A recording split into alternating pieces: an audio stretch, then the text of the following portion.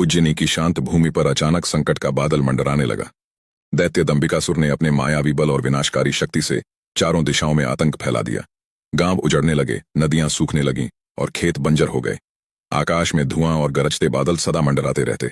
हर रात उसका क्रूर अट्टहास दूर तक गूंजता। लोग भयभीत थे और चारों ओर हाहाकार था। राजा विक्रमादित्य तक जब यह समाचार पहुंचा तो उन्होंने स्वयं बाहर जाकर देखा कि गांवों में बच्चे भूखे थे, पशु मर रहे थे और लोगों की आंखों में निराशा थी। तभी एक रात एक भयंकर तूफान के बीच दंबिकासुर का दूत महल में प्रकट हुआ। उसका शरीर धुएं से बना प्रतीत होता था और उसकी आवाज गूंजती हुई गुफाओं जैसी थी। उसने विक्रमादित्य को झुककर प्रणाम किया और बोला, महाराज, दैत्य दंबिकासुर ने 7 गुत्थियां आपके समक्ष रखी हैं। यदि आप उन्हें हल नहीं कर सके तो यह प्रलय सदा के लिए जारी रहेगा। यदि आप सफल हुए तो उसका आतंक समाप्त हो जाएगा। राजा विक्रमादित्य ने गंभीर स्वर में उत्तर दिया, मैं तुम्हारे स्वामी की चुनौती स्वीकार करता हूं। कहो क्या हैं वे 7 गुत्थियां। दूत ने एक चमकीला पत्र सौंपा और धुएं में विलीन हो गया। पत्र में लिखा था, पहली गुत्थी, जो दिखती है वह होती नहीं, जो होती है दिखती नहीं। इसी प्रकार सारे गुत्थियां पढ़ लिए। राजा विक्रमादित्य ने अपने मंत्रियों को बुलाया, घोषणा की, मैं स्वयं इस रहस्य को सुलझाने के लिए निकलूंगा। मेरे लौटने तक कोई राज्यसभा का निर्णय स्थगित रहेगा। ये मेरी एकल यात्रा होगी। पहली गुत्थी का सामना विक्रमादित्य ने घोड़े पर सवार होकर जंगल की ओर प्रस्थान किया। गहरे जंगल के भीतर एक झील के किनारे उन्हें पहली गुत्थी का हल मिला। पानी में प्रतिबिंब दिखता है पर वह वास्तव में नहीं होता, और हवा, जिसे अनुभव कर सकते हैं पर देख नहीं सकते। उत्तर था, प्रतिबिंब और हवा। तभी झील से एक धुंधली आकृति प्रकट हुई और बोली, तुमने पहली गुत्थी सुलझा ली, पर आगे की राह कठिन है। अगले पड़ाव पर उन्हें एक विशाल पक्षी मिला जिसके पंख सुनहरे थे। उसने कहा, महाराज, दूसरी गुत्थी का उत्तर दो, तभी मार्ग दूंगा। राजा ने सोचा, पतंग, बांधो तो उड़ती है, छोड़ो तो लौट आती है। उत्तर मिलते ही पक्षी ने आशीर्वाद दिया, परंतु विक्रमादित्य के हृदय में संशय उपजा। क्या मैं सफल हो पाऊंगा? क्या यह केवल मेरी बुद्धि का परीक्षण है या मेरी आत्मा का भी? घने अंधकार में एक वृद्धा मिली जो रो रही थी। उसने पूछा, राजा बताओ, ऐसी कौन सी चीज है जिसे तोड़ो तो जुड़ती है, जोड़ो तो टूटती है? राजा सोच में पड़ गए।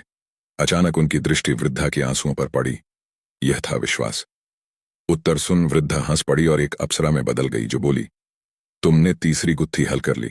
यह केवल बुद्धि का नहीं, हृदय का परीक्षण था। अब वह एक गुफा में पहुंचे। वहां एक दीपक जल रहा था।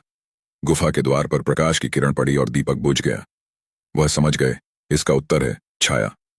जैसे ही उन्होंने यह उत्तर बोला, गुफा से मार्ग खुल गया। परंतु अब वह थक चुके थे और मन में भय घर कर रहा था। एक सूखे कुएं के पास पहुंचे। कुएं ने स्वयं पूछा, ऐसी क्या चीज है जिसे जितना दो उतना कम हो जाए?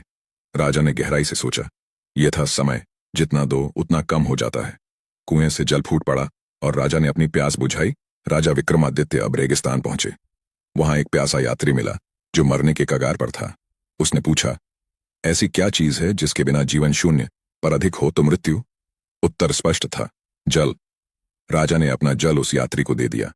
यात्री रूप बदलकर दैत्य दंबिकासुर का दूत बन गया और बोला, तुमने छठी गुत्थी भी सुलझा ली, परंतु 7वीं सबसे कठिन है। यदि तुम असफल हुए तो तुम्हारा अंत भी यहीं होगा। राजा विक्रमादित्य एक सुनसान मैदान में पहुंचे जहां दंबिकासुर स्वयं प्रकट हुआ। न उसने गरजते हुए कहा, राजा विक्रमादित्य, 7वीं और अंतिम गुत्थी सुनो। वह क्या है जिसे सभी को बराबर बांट दो, फिर भी किसी के हिस्से कम या ज्यादा ना हो? राजा मौन हो गए। यह कठिन था। फिर उनके भीतर से आवाज आई, न्याय। न्याय सभी को समान रूप से बांटा जाए तो किसी को कम या अधिक नहीं लगता।